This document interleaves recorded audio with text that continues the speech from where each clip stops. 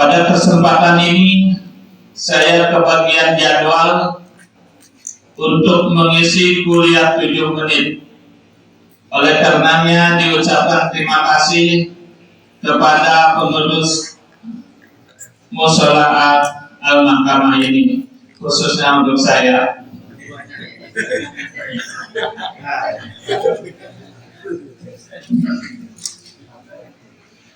Pada kesempatan ini hanya pengulangan, tidak ada hal-hal yang baru, hanya mengulang dan mengingatkan.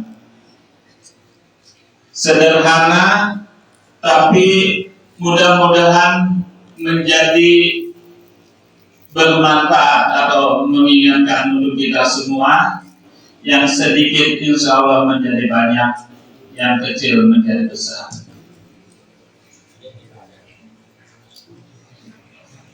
Hadirin wal hadirat rahimakumullah, kita semua sudah maklum bersama.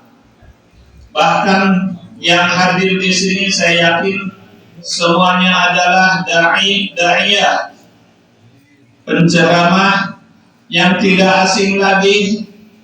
Kita sering mendengar ada sebuah hadis yang artinya apabila anak Adam meninggal maka terputuslah segala amal ibadahnya kecuali yang 3 macam. Yang pertama apa? Sedekah jariyah. Yang kedua adalah ilmu yang bermanfaat. Dan yang ketiga adalah anak soleh yang selalu mendoakan kedua orang tuanya.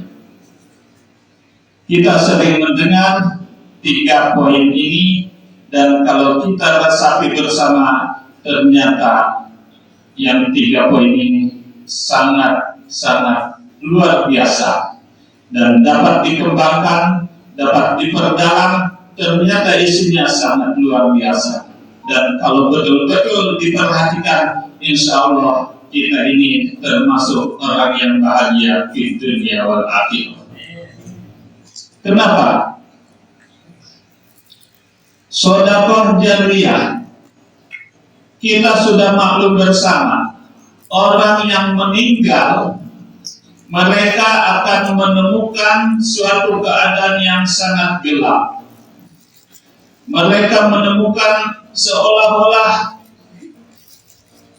tapi dunia ini memang mereka udah meninggal, jadi seolah-olah merasakan sangat sempit ya di alam kuburnya, sehingga pada umumnya mereka sangat menyesal. Dan yang pertama kali dilontarkan oleh mereka yang meninggal adalah, ya Allah, kembalikanlah kami ke dunia ini, niscaya kami akan bersedekah. Mereka tidak mengatakan kami akan beribadah siang dan malam, tidak akan sholat wajib dan sholat sunnah terus menerus, puasa yang terus menerus, tapi yang pertama kali dilontarkan adalah sedekah. Kenapa sedekah? Karena sedekah pahalanya selalu mengalir. Dan yang paling hebatnya lagi, kalau kita memperhatikan, sedekah yang paling yang pahalanya sangat luar biasa adalah sedekah yang dilaksanakan ketika waktu habis subuh. Walaupun jumlahnya 1000, 2000, insya Allah pahalanya sangat luar biasa. Oleh karenanya, marilah kita sama-sama niatkan dalam diri kita untuk selalu bersedekah secara istiqomah tiap pagi ba'da subuh. Di rumahnya masing-masing siapkan semacam kensreng, sisipkan. Ketika mau ke masjid, sisipkan 2000 atau 1000. Nah, tiap awal bulan atau tiap akhir bulan dibuka atau diambil, bawa ke kantor pengadilan agama Majalengka dan serahkan ke bendahara DKM Al-Mahkamah. Ini sekedar himbauan, ajakan untuk kebaikan. Uangnya bukan untuk saya pribadi, bukan, tapi untuk kepentingan kita bersama dalam rangka memajukan musola Al-Ikhlas dan dalam rangka kita membentuk atau mengarahkan kita hidup di dunia wal akhirah, hidup bahagia dunia dan akhirat. Sebenarnya di musola Al-Mahkamah ini cukup bisa dihidupi oleh satu orang saja, oleh Pak Ketua. Ini Pak Ketua sudah sedekah, barakallah, jazakallahu khairan kasih. Tapi Pak Ketua tidak ingin masuk surga sendirian. Pak Ketua ingin masuk surga bersama-sama. Oleh karenanya mari kita sama-sama dalam rangka kebaikan, kita sama-sama walaupun sedikit, sehari 1.000, 2.000 sisihkan tiap pagi, tiap akhir bulan serahkan. Atau kalau memang di sekeliling kita ada yang membutuhkan, serahkan, terutama di akhir bulan. Sedekah yang paling bagus itu untuk kerabat katanya ya. Oleh karenanya bisa jadi akhir bulan langsung dibuka, ternyata dapat uangnya lumayan. Bisa jadi ketika kita dikasihkan ke istri, itu merupakan suatu sedekah dan istri akan sangat senang. Sedekah yang termasuk yang bagus itu sedekah dari suami untuk istrinya.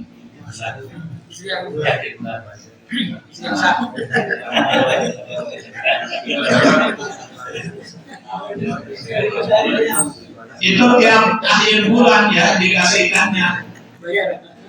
Kenapa awal bulan dengan akhir bulan beda suasananya?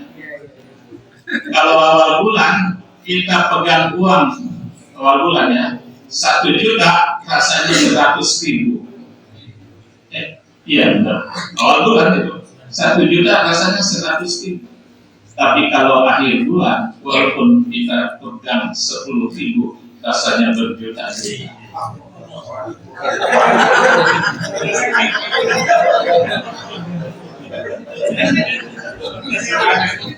Makanya ini terima kasih ini terhadap kebijakan Pak Ketua ini. Kalau ada uang tambahan itu diserahkannya ke pada akhir bulan ini udah tanggal 20-an.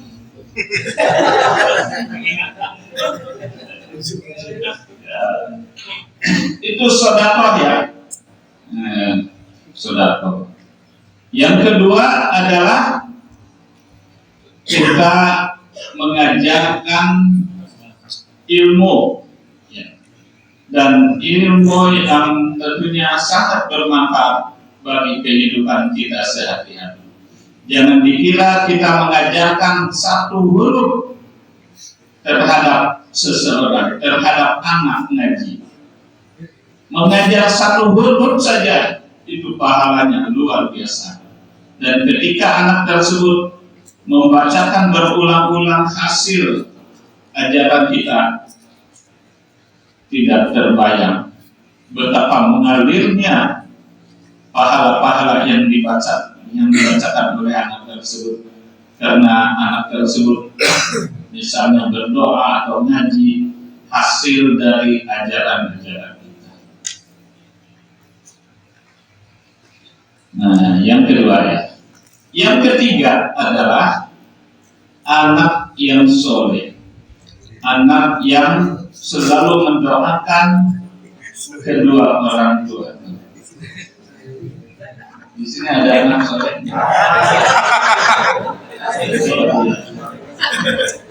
Ternyata menurut penelitian penelitian di pengadilan agama Majalengka hanya ada satu orang yang soleh, yang lainnya non soleh.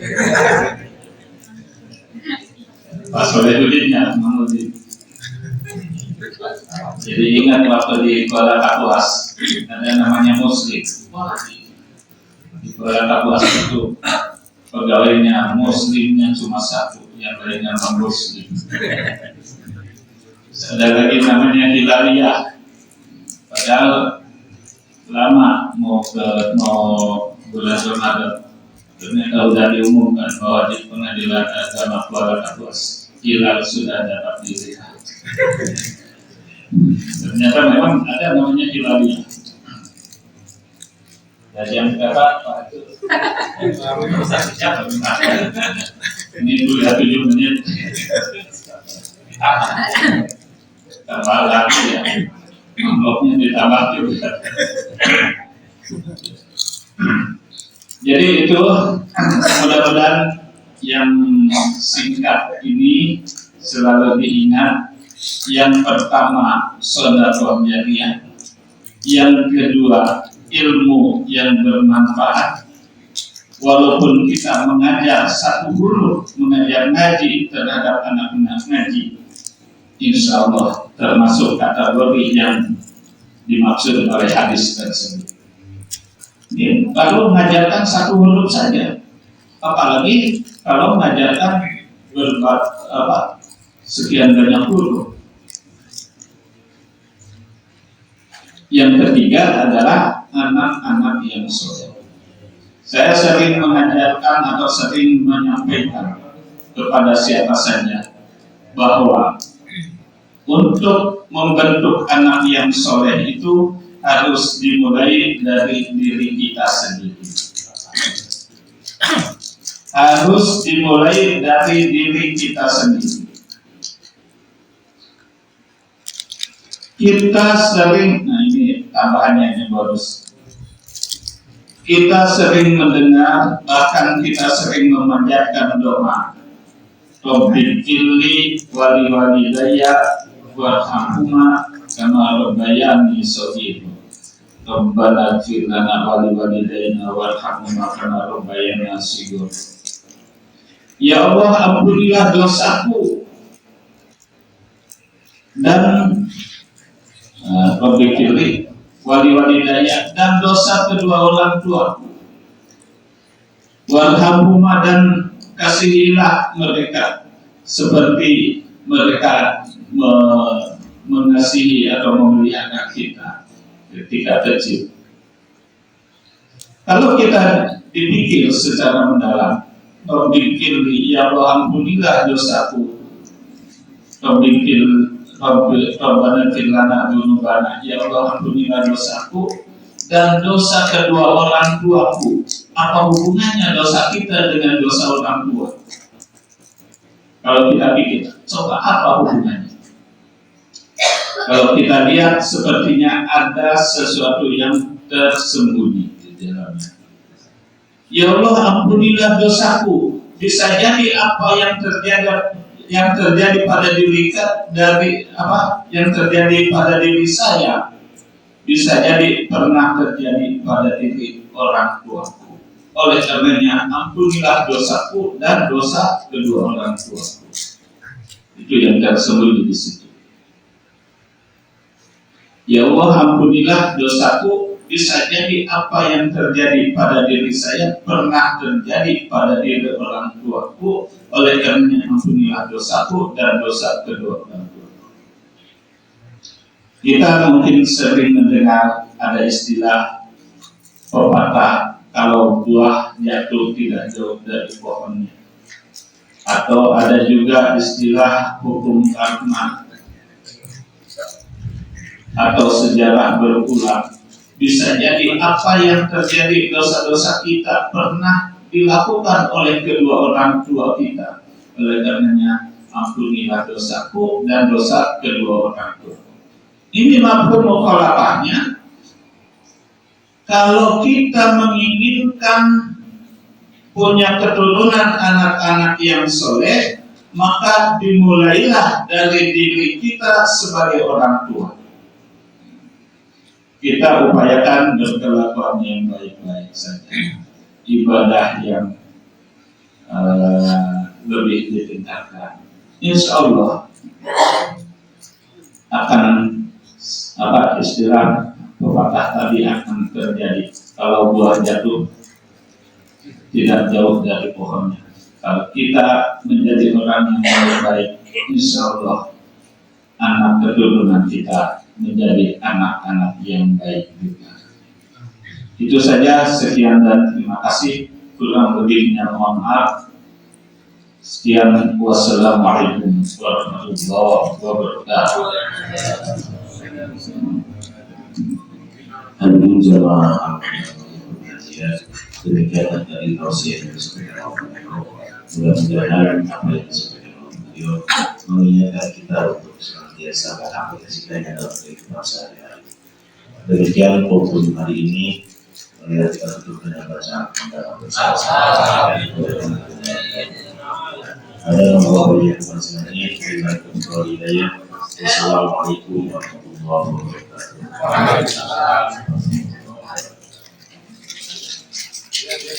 Banyak